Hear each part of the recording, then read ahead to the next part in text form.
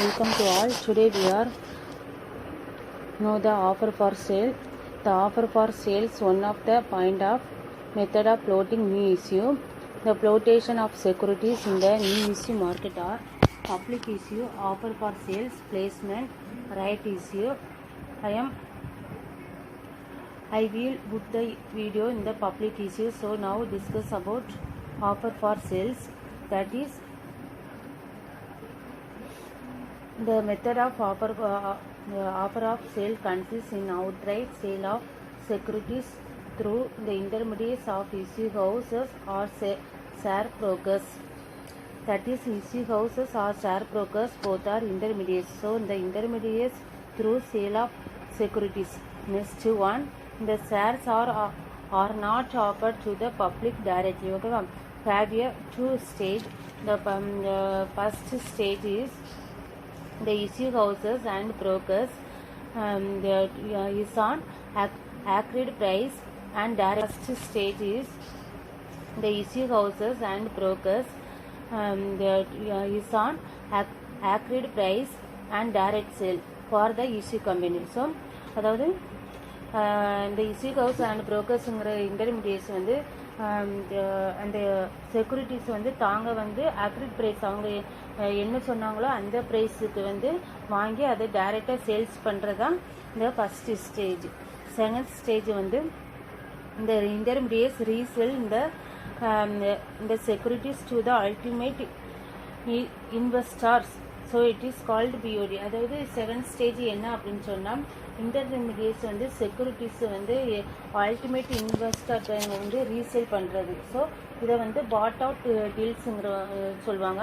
ஷார்ட்டாக சொன்னால் பிஓடிங்பாங்க. சரியா, ஓகேவா? இதுதான் இந்த this is called as offer for sales. Next one, advantage. First one, the company is relieved from the problems of printing and advertisement of prospectus and making allotment of shares.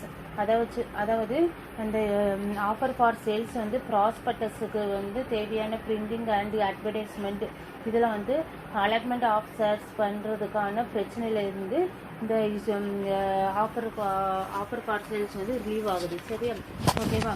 அதாவது ப்ராஸ்பெக்டஸில் வந்து என்னதெல்லாம் பண்ணணும்னு சொல்லி ஒரு ரூல்ஸ் இருக்கும். இப்போ வந்து இந்த offer for sales மூலமாக அவங்க வந்து அந்த ப்ராஸ்பெக்டஸில் வந்து அட்வர்டைஸ் பண்ண வேண்டியதில்லை, அப்புறம் பிரிண்டிங் பண்ண வேண்டியதில்லை. ஸோ இந்த பொறுப்புலேருந்து இந்த கம்பெனி வந்து ரிலீவ் ஆகுது. ஓகேவா?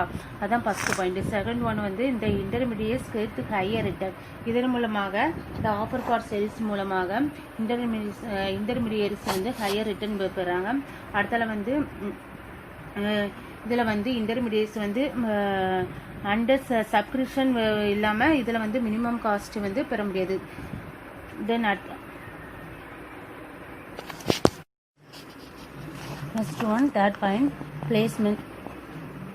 This method, the issue houses or brokers buy the securities outright with the intention of placing them with their client afterward. That is, இந்த brokers, அதாவது இஷ்யூ ஹவுசஸ் ஆர் புரோக்கர்ஸ் வந்து செக்யூரிட்டிஸை வாங்கி அதை தங்களுடைய கிளைண்ட்டுக்கு வந்து கொடுக்கக்கூடிய ஒரு பிளேஸை தான் பிளேஸ்மெண்ட்ங்கிறோம். ஓகேவா? தென் செகண்ட் பாயிண்ட் என்ன அப்படின்னு சொன்னால், இந்த புரோக்கர்ஸ் ஆல்மோஸ்ட் ஹோல்சேலர்ஸ்கிட்ட வந்து செல்லிங் பண்ணி அதை பப்ளிக் மக்களுக்கு வந்து ரீட்டைல் பண்ணுறது. ஸோ இந்த ரீட்டைல் பண்ணுற மூலமாக இந்த புரோக்கர்ஸ் வந்து மேக் ப்ராஃபிட்ஸ், அதிகமான ப்ராஃபிட் வந்து வாங்குறாங்க. ஓகேவா? தென் தேர்ட் ஒன், இந்த இஷ்யூ ஹவுசஸ் ஆர் புரோக்கர்ஸ் வந்து தங்களுடைய கஸ்டமர்களுக்கு வந்து சேல்ஸ் பண்ணியிருப்பாங்க, செக்யூரிட்டிஸை வந்து சேல்ஸ் பண்ணியிருப்பாங்க. தங்களுடைய கிளைண்ட்டுக்கு அதாவது கஸ்டமருக்கு வந்து செக்யூரிட்டிஸ் சேல்ஸ் பண்ண முடியல. இவங்க வந்து யாருக்கெல்லாம் நம்ம வந்து சேல்ஸ் பண்ணுவோமோ அப்படிங்கிற டீட்டெயிலை வந்து தாங்க ஓனாக ப்ரிப்பேர் பண்ணி வச்சுருக்கணும். ஓகேவா? Then next one, advantage. இந்த பிளேஸ்மெண்ட்டுங்கிற மெத்தட் வந்து ஸ்மால் கம்பெனிக்கு தான் சூட்டபுளாக இருக்கும். பெரிய பெரிய கம்பெனிக்கெலாம் இது சூட்டபுளாக இருக்கும். அது ஸ்மால் கம்பெனி வந்து ஃபாலோ பண்ணுறதுக்கு ஈஸியாக இருக்கும். தென் செகண்டு ஒன், இதில் இந்த கம்பெனி ஸ்மால் கம்பெனிக்கு வந்து இந்த ப்ரைவேட் பிளேஸ்மெண்ட் மார்க்கெட் மூலமாக எந்த ஒரு பேரியர்ஸும் கிடையாது. ஓகேவா?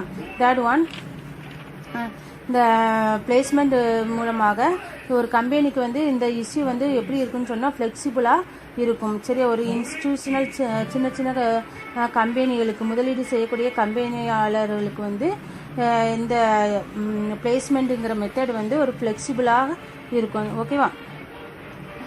தென் லாஸ்ட் பாயிண்ட் ஒன்று வந்து இது ஃபர்ஸ்ட் ஜெனரேஷன் என்டர்பிரினர்ஸ், அதாவது புதுசாக தொழில் தொடங்குற தொழில் முனைவர்களுக்கு வந்து இந்த மெத்தட் வந்து ஒரு சூட்டபிளான ஒரு மெத்தட். ஓகேவா? Next one, disadvantage.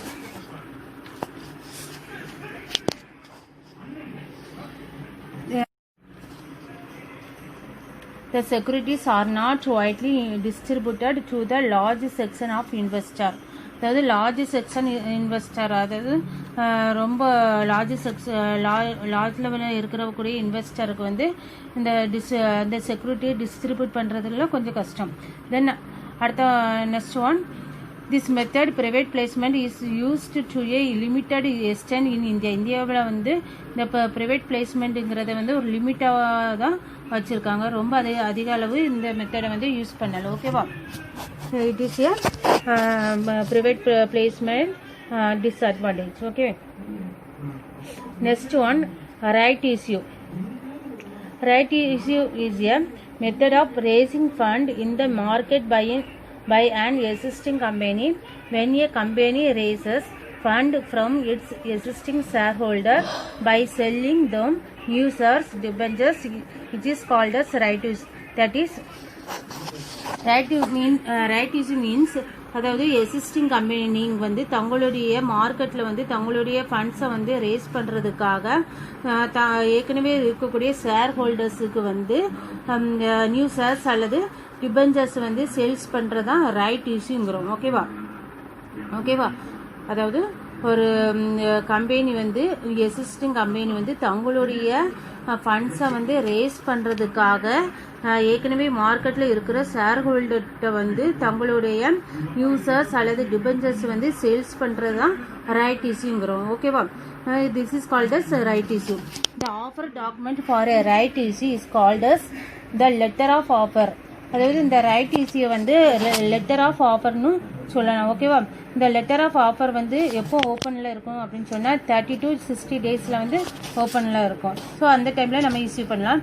Existing shareholders are entitle to apply for new shares in proportion to the number of shares already held. That means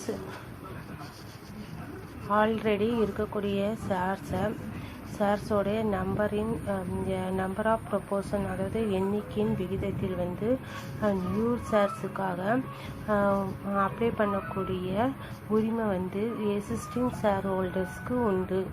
ஓகேவா? Then advantage, the cost of issue is minimum. There is no underwriting, brokerage, advertising and printing of prospectus. The rate of issue வந்து cost of issue வந்து minimum. இங்கே வந்து underwriting, brokerage, advertising and printing ப்ராஸ்பெக்டஸ்க்கான expenses, இப்போ எந்த விதமான expenses வந்து இங்கே கிடையாது. ஸோ இங்கே இது வந்து ஒரு பெனிஃபிட். நெக்ஸ்ட் ஒன் வந்து it prevents the directors from issuing new shares in their own name or to their relative at a lower price and get controlling right. That means இங்கே உள்ள டைரக்டர்ஸ் வந்து தங்களுடைய own name அல்லது வந்து their relatives, அதாவது relative சார்பாக குறைந்த விலைக்கு வந்து ஷேர்ஸை வந்து இஷ்யூ பண்ணுறதுக்கு வந்து தடுக்கப்படுகிறது மற்றும் சரியான கட்டுப்பாட்டை பெறுகின்றது. ஓகேவா? தென்